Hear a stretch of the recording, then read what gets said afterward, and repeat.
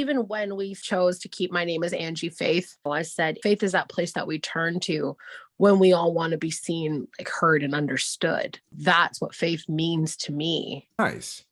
Yeah. Yeah, because part of you and part of your identity. Okay, so I see a certain inconsistency. Gemma doesn't seem like she's the type that eats burgers or chocolate covered pretzels and chocolate cake. If she does, maybe it's a special occasion or something like that. But this is good. This is good, period, because what it is a certain inconsistency. That's good to identify. I don't read books. I listen to audiobooks sometimes. Artist Way is the last audiobook that I listened to.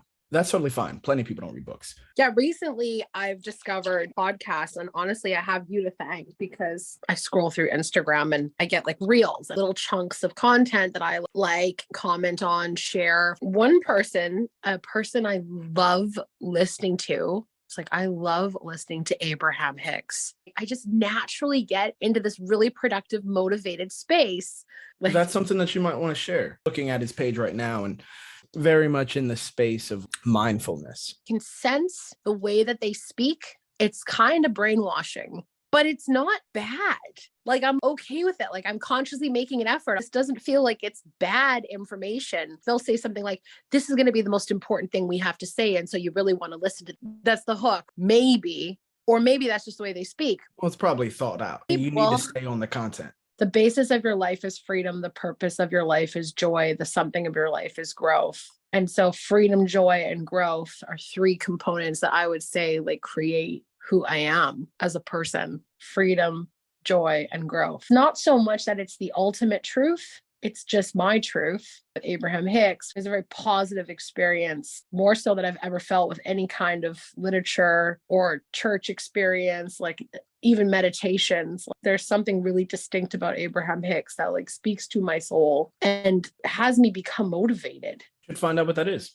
It seems like it's something that you also want to do. Yeah. And there's a methodology behind how it's being done. Yeah.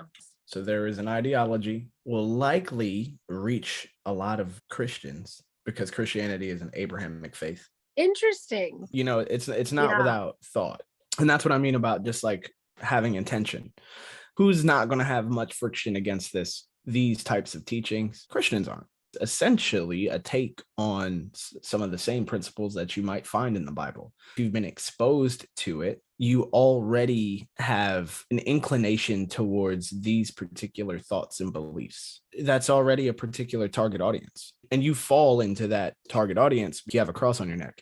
You know, so you're at least dialed into that ideology enough to wear a symbol of its representation and to broadcast it to the world. If you're going to put it on your body, you're broadcasting it to the rest of the world. There's a reason why you chose a cross and not a pentagram. It's just an umbrella. Looking at one of the things right now, and it's like you get what you are offering vibrationally. This is language that opens you up to a broader base than just Christians, because language is important, right? So Christians are also going to read that and see you reap what you sow. However, if you use the language, you reap what you sow, you will push away a large group of people that have negative associations with Christianity or negative associations with religion. But you can disguise religion with different words.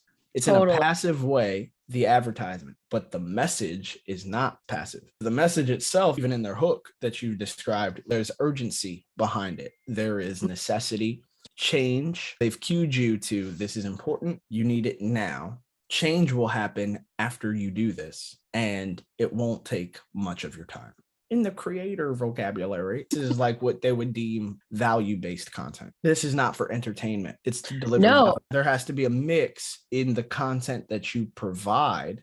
I'm writing this down. Yep. That is how much of your content is value-based content. How much of your content is entertainment? Do you blend them? How do you do that? And all of that is part of the experimentation phase, you know, where you'll experiment with different things.